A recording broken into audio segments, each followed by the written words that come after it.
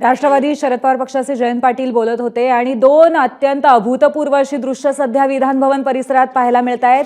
एकीकडे पूर्व नियोजित फोटो सेशनसाठी आमदार एकत्र येणं अपेक्षित होतं आणि त्याच्यासाठी फक्त सत्ताधारी पक्षाचे आमदार एकत्र आले आहेत। त्याच्यामध्ये मुख्यमंत्री देवेंद्र फडणवीस, उपमुख्यमंत्री एकनाथ शिंदे आणि तसंच अजित पवार आणि अध्यक्ष राहुल नार्वेकर आपल्याला दिसत आहेत। त्यासोबत सत्ताधारी पक्षाचे सगळे आमदार एकत्र शांतपणे फोटो सेशनसाठी उभे आहेत आणि त्यांच्या समोर महाविकास आघाडी आंदोलन करते।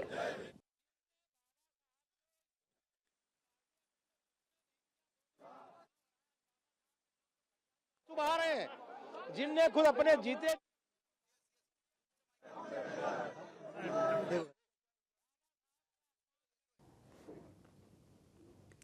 सत्ताधाऱ्यांचं फोटो सेशन सध्या सुरू आहे। फक्त सत्ताधारी पक्षाचं एकत्रित हे फोटो सेशन असणार होतं आणि ते पूर्वनियोजित होतं। ते आपापल्या वेळेप्रमाणे सुरूच आहे, पण त्याचबरोबर अगदी त्याच्या समोर महाविकास आघाडीचे सगळे नेते एकत्र येऊन अत्यंत प्रखर विरोध करत आहेत। अमित शाह यांनी डॉक्टर बाबासाहेब आंबेडकर यांच्या संदर्भामध्ये जे विधान केलेलं होतं त्या विधानाचा आणि त्यामुळे अतिशय विरोधाभास दर्शवणारं असं चित्र निर्माण झालेलं आहे एकाच ठिकाणी एकाच परिसरामध्ये विधान भवनामध्ये।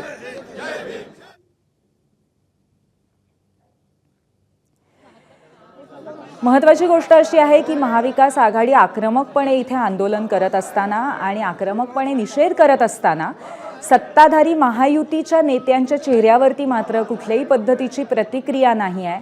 ते शांतपणे हसतमुखाने हे फोटो सेशन पार पाडताना आपल्याला दिसत आहेत।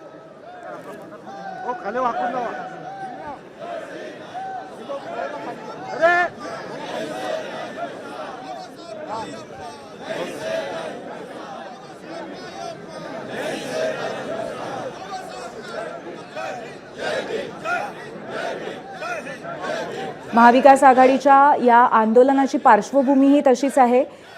अमित शाह केंद्रीय गृहमंत्री यांनी डॉक्टर बाबासाहेब आंबेडकर यांच्या संदर्भामध्ये विधान केलेलं होतं आणि त्या विधानाचा निषेध करण्यासाठी महाविकास आघाडी आणि त्याचबरोबर इतर विविध संघटना देशभरातल्या तीव्रपणे या विधानाचा निषेध करतायत।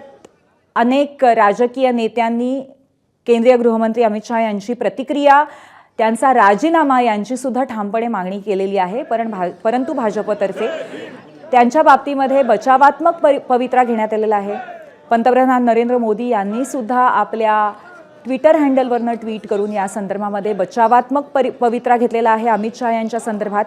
परंतु त्यांनी राजीनामा दिला पाहिजे अशा पद्धतीची मागणी आदित्य ठाकरे यांनी थोड्या वेळापूर्वी माध्यमांशी बोलताना केली होती। अशाच पद्धतीची मागणी लोकसभा परिसरातनं सुद्धा काँग्रेसच्या नेत्यांकडनं केली जाते, परंतु याबद्दल कुठल्याही पद्धतीची प्रतिक्रिया अजून तरी आलेली नाही आहे सत्ताधारी पक्षाकडनं। एबीपी माझा, उघडा डोळे बघा नीट।